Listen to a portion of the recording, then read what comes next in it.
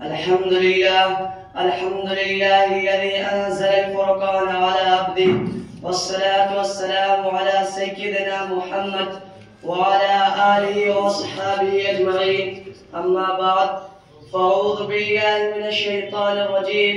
बिस्मिल्लाहिर रहमानिर रहीम। इन्ना हाज़ल क़ुरआन यहदी लिल्लती हिय अक़वम। मेरे वाजिब और एहतराम हज़रात असातिज़ाए किराम, उलमाए किराम और मेरे हममकतब साथियों, मजमा में बैठे हुए नौजवानों, अस्सलामु अलैकुम व रहमतुल्लाहि व बरकातुहू।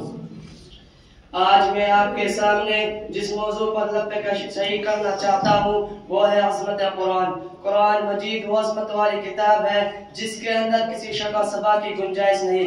कुरान मजीद वो अज़मत वाली किताब है जो हमारे लिए रहबर है। कुरान मजीद जिस ज़ात की तरफ से नाज़िल हुआ वो ज़ात भी ऐसी ज़ात है, उस ज़ात के अलावा कोई इबादत के लायक नहीं, वो वहदहू ला शरीक लहू ज़ात है। कुरान मजीद जिस पैगंबर पर उतरा वो ऐसा पैगंबर है, तमाम अंबियाओं का सरदार है, जिनकी पूरी जिंदगी में पूरी इंसानियत के लिए जिंदगी गुजारने का नमूना मौजूद है। कुरान मजीद जो फरिश्ता लेकर आया वो तमाम फरिश्तों का सरदार है, वो ऐसा फरिश्ता है रब्बे कायनात के नजदीक मर्तबे वाला है।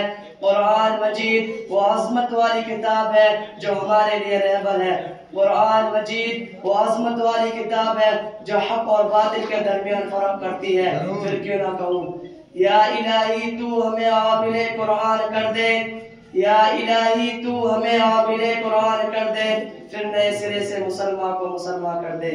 सामीन मुकर्रम, अफजल इस्लाम से कुरान मजीद की अज़मत मालूम करते हैं। किसी ने इमाम आज़म अबू हनीफा से पूछा, इमाम साहब आपने कुरान को कैसे पाया? उन्होंने कहा, मैं अब तक कुरान मजीद से हजारों मसाइल निकाल चुका हूँ मगर अभी भी कुरान का माना पूरा नहीं हुआ। किसी ने इमाम गज़ाली से पूछा, इमाम साहब आपने कुरान को कैसे पाया? उन्होंने कोई अजीब बात कही। उन्होंने कहा, कुरान मजीद आसान भी है और मुश्किल भी है। आसान तो इतना है कि किसी भी 8 साल के बच्चे के सीने में उतर जाता है, महफूज हो जाता है, और मुश्किल इतना है 1400 साल से उलमाए, मुफ्तियान, मुफस्सिरीन, लेकिन अभी तक कोई भी इस मोती को हासिल करने में कामयाब न हो सका। किसी ने इमाम अहमद बिन हम्बल से पूछा, इमाम साहब आपने कुरान को कैसे पाया? उन्होंने कोई अजीब बात कही। उन्होंने कहा, एक दफा मेरे ख्वाब में अल्लाह की ज़ियारत हुई। मैंने अल्लाह से पूछा, ए अल्लाह तेरी सबसे महबूब चीज कौन सी है? जवाब मिला, कुरान मजीद।